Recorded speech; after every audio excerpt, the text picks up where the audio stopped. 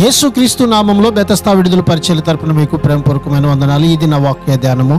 నేను మొరపెట్టిన దినమున నీవు నాకు ఉత్తరం ఇచ్చితివి. కీర్తనల గ్రంథం 138వ అధ్యాయం 3వ వచనం.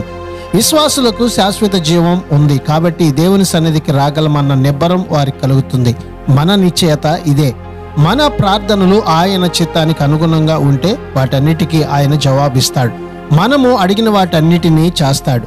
మన ఇష్టాలను అనుగుణంగా దేవునిని అడగడం వేరే సంగతి. అలాంటి ప్రార్థనలకు దేవుడు జవాబిస్తాడని మనం నమ్మకూడదు. అలాగైతే దేవుని సంకల్పం ఏమిటో మనకు తెలియడం ఎలా?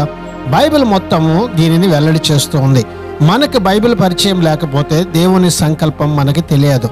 దాన్ని మనం పఠిస్తూ ఉంటే నమ్మకంతో మనం చేసే ప్రార్థనలకు జవాబుగా ఆయన మనకు ఏమేమి ఇవ్వాలని కోరుకున్నాడో వాటన్నిటినీ ఇస్తాడు.